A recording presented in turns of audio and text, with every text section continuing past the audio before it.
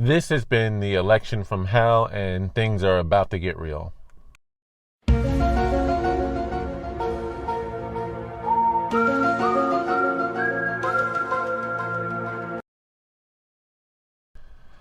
By the way, don't forget to subscribe to this video. Like this video, comment on this video. Your subscriptions really mean a lot, and we need to make sure our voices get heard. Rise up. We will not be silenced, especially with everything's going on. And for my returning subscribers and viewers, I want to say thank you. Now let's get into this.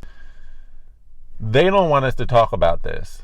In fact, there are active measures both on social media and in the mainstream media to suppress and or censor any comments of whenever we decide to talk about how things do not smell right.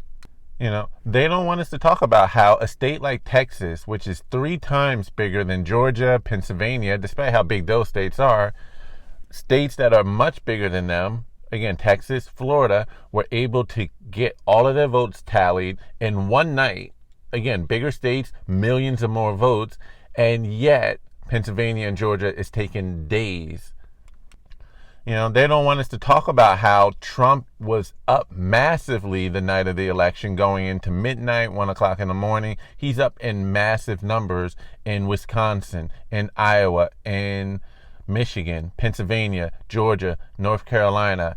And what did they decide to do in those key swing states? They decided to pause the voting count until the next day, and then magically somehow retrieved the exact number of votes that they needed, that Biden was down by in, again, Wisconsin and Michigan. Somehow at 3 in the morning, got magically the exact number of votes that he needed in order to surpass Trump. They don't want to talk about how in several counties in Michigan, they were using a software program that was counting Republican votes towards Democrats. Don't believe me? Watch this. If all this wasn't enough, in Antrim County, ballots were counted for Democrats that were meant for Republicans, causing a 6,000 vote swing against our candidates. The county clerk came forward and said tabulating software glitched and caused a miscalculation of the votes. Since then, we have now discovered that 47 counties use this same software in the same capacity. Antrim County had to hand count all of the ballots. But apparently we're not allowed to talk about that or raise our concerns. We're not allowed to talk about how GOP ballot watchers are being kicked out of polling places and or extremely limited their access because apparently they have nothing to hide. They don't want us talking about the thousands. So everyone tries to say, oh, there's no evidence of voter fraud. They don't want to talk about the thousands of votes in Nevada alone on day 2 or, after the first day of elections that are now being sent to Attorney General Barr for investigation. Over 3,000. They don't want us to talk about how the Attorney General Shapiro in Pennsylvania, days before the election even started, said after all of the votes are tallied, Biden's going to win. How did you know that?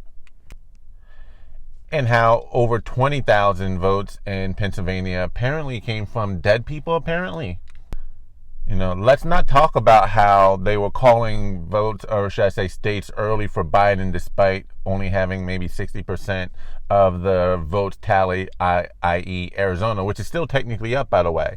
But that was called by many agents, many in the media like Fox News, etc., early for Biden, despite the fact that they're still counting those votes, which looked like they were possibly swinging for Trump.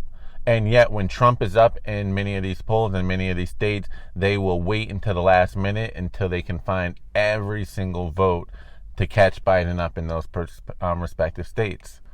They don't want us talking about how in Milwaukee and or several counties in Wisconsin, voter turnout was much higher than that of actual registered voters.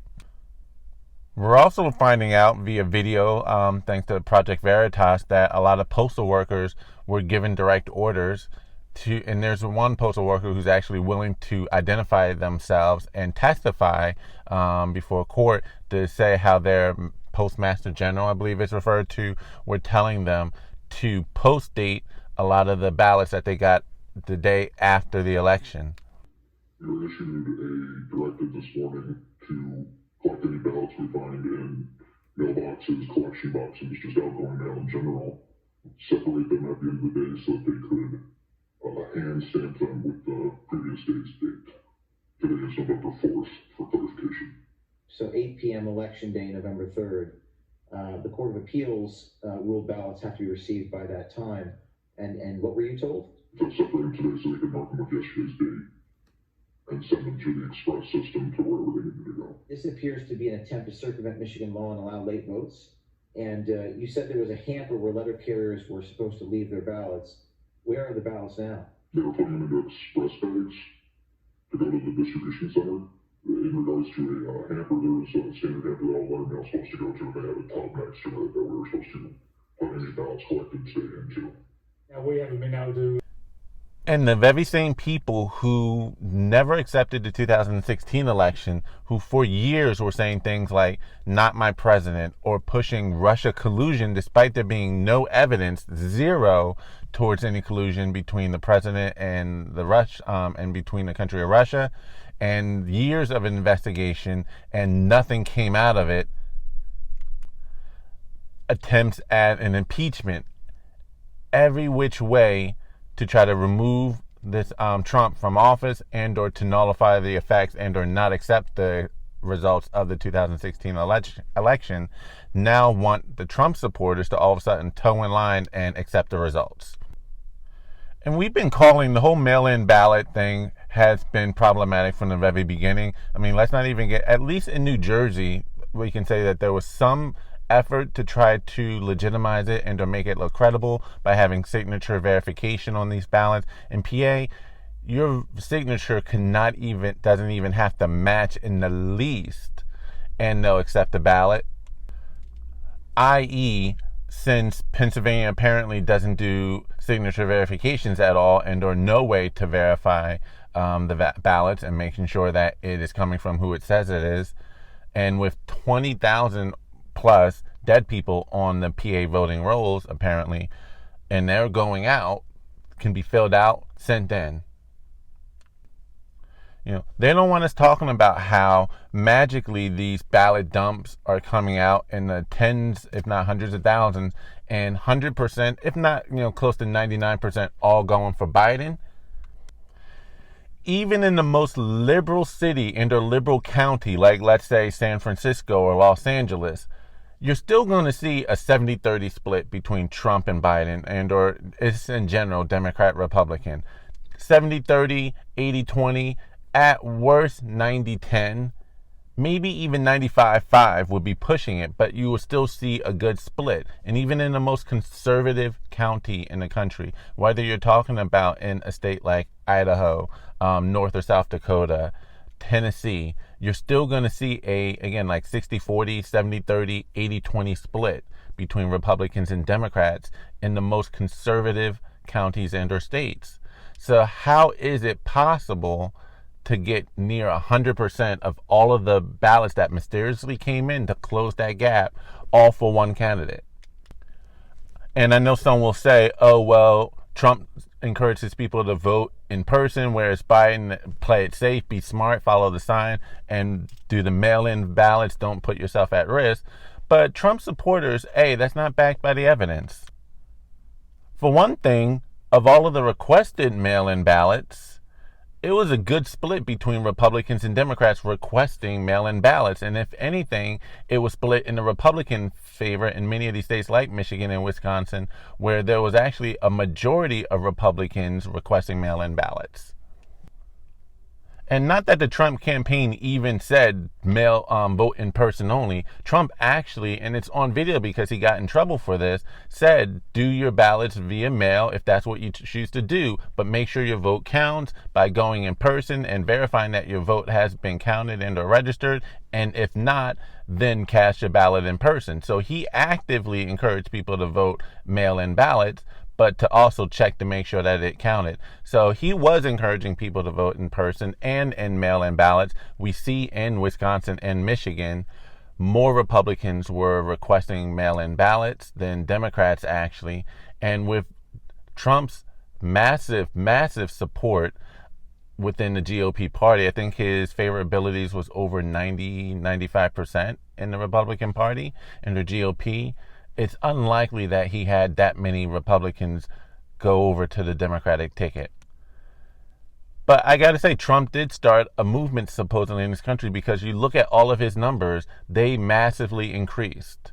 He doubled his black vote with over 18% of the male black vote, and went from 8% in 2016 to 18% 2020.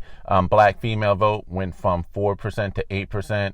Latino vote also saw a dramatic increase. The support amongst the LGBTQ community also saw a massive increase. Every metric, Trump exploded since 2016. In fact, a lot of people were mad that he lost the popular vote and yet got the electoral college vote. So he had roughly about 62 million votes in 2016. He damn near got 70 million votes. He increased his vote by 8 million, increased his support all across the spectrum, and he still somehow lost? You're trying to tell me that Biden, who cannot even put together a coherent sentence. Brock and I think it's a right for people to have handicapped care. Folks, we got a lot of work to do.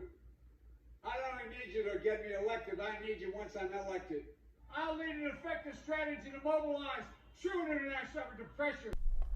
Somehow got millions more votes than the articulate, handsome first black president in what was a historical landslide victory in a historical election in 2008 in order to elect the first black president in Barack Obama. Biden got millions of more votes and millions more enthusiastic to vote for him than Obama was able to do in 2008. Really? Biden, who could barely fill a rally of maybe a dozen people, while Trump was filling rallies of upwards to over 30,000 people easily, got out that massive number of votes, particularly in mail-in.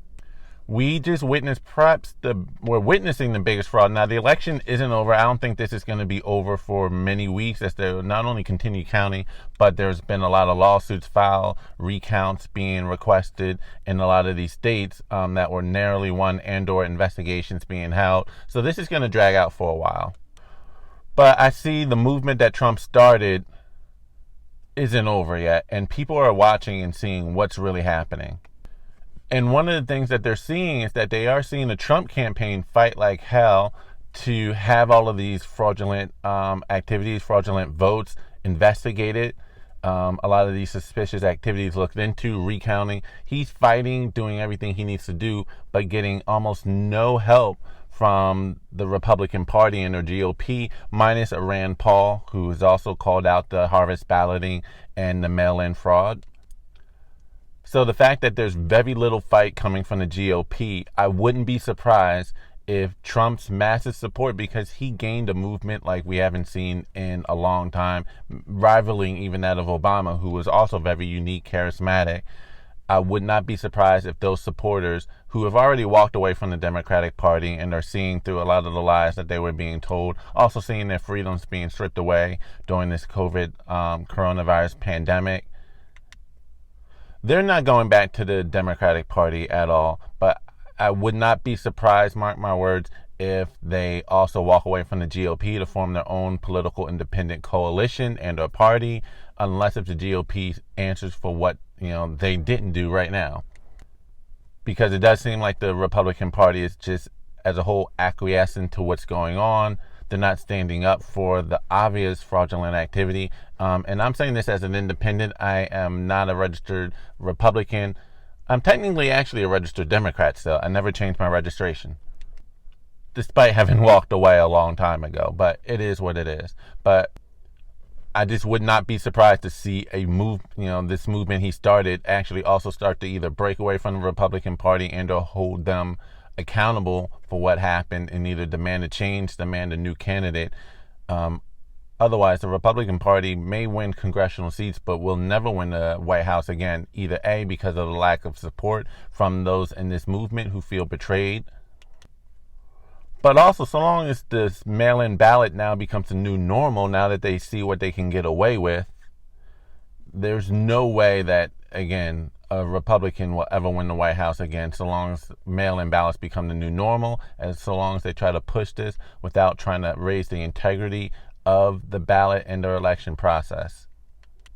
So that's just what I have. Those are my thoughts. Again, it's just been one hellish of a long week, exhausted.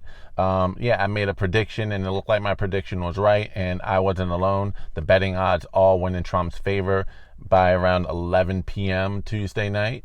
And then the biggest scandal happened, and so of course the prediction that I made then went kaput, because what can you do against fraud of that level and of that blatant level? And they knew that they can get away with it. They knew they could get away with it because they did it with the pandemic by spreading a lot of misinformation and their lies about the virus, who was dying, and no one really challenged them on it. No one challenged and said, oh wait, this guy was shot up by the police 7 times. That's not really a COVID death. They were able to label it that. No one challenged the narrative. No one challenged anything. They saw like, okay, we were able to push this. We were able to push the mask mandate, despite the fact that many of these countries around the world, like France and Germany and Spain that are locking down now, all had mask mandates and are still seeing a spike regardless of those mask mandates being in place. Same thing happened in the state of California. We have tweets from Governor Bang Your Wife Newsom mandating masks back in June in the state of California, early June, and yet you still saw a massive spike later in that same month. And people still bought into mask saves lives, mask work. So they saw what they were able to get away with blatantly in front of our own eyes. And so they just did it again with the election.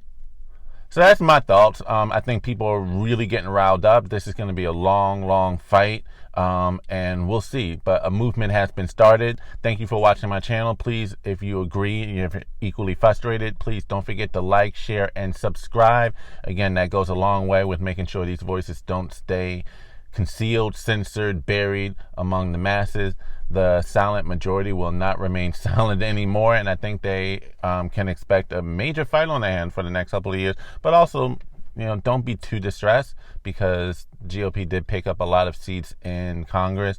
They held on to the Senate, and they picked up a few more seats in the House of Representatives. So there are checks and balances in place regardless of what happens and regardless of what the results ultimately are. But I digress. Again, thank you for watching this video. This is Bruce the Boss Brooks, and I'm out. Peace.